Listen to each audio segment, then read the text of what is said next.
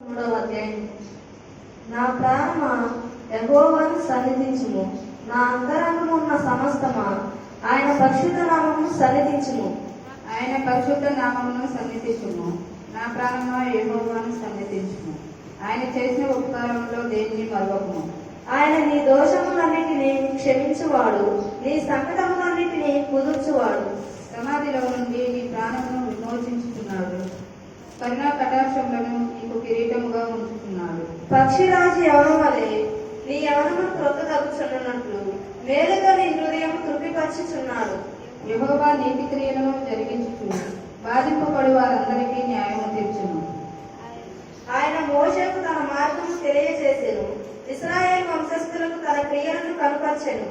యెహోవా దయాదాక్షిణ్య పూర్ణుడు, దీర్ఘశాంతుడు, కృపాసక్తి సమృద్ధి గలవాడు. ఆయన ఎల్లప్పుడూ వేచమాడువాడు కాడు, ఆయన నిత్యము కోపించువాడు కాడు. మన పాపములను బట్టి మనకు ప్రతీకారము చేయలేదు, మన దోషములను బట్టి మనకు ప్రతిఫలం ఇయ్యలేదు.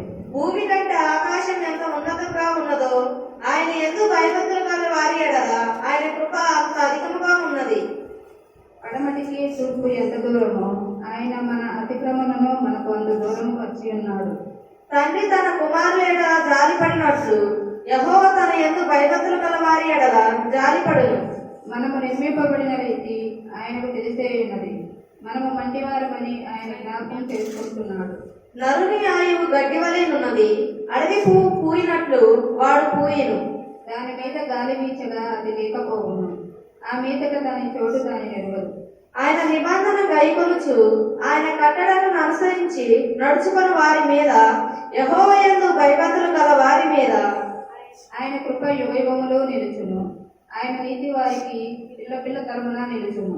యెహోవా ఆకాశమందు తన సింహాసనం స్థిరపరిచి ఉన్నాడు, ఆయన అన్నిటి మీద రాజ్య పరిపాలన చేయుచున్నాడు. యెహోవా దూతలారా, ఆయన ఆత్మకు లోబడి ఆయన వాక్యం నెరవేర్చు బలపూరులారా, ఆయనను సన్నుతించుడి.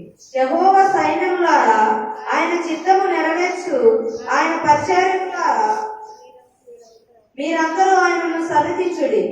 యెహోవా ఏలుచున్న స్థలములన్నిటిలో ఆయన సర్వ కార్యములారా ఆయనను స్తుతించుడి. నా ప్రాణమా యెహోవాను సన్నిధించుము. ఇచ్చిన వార్త దేవుడు.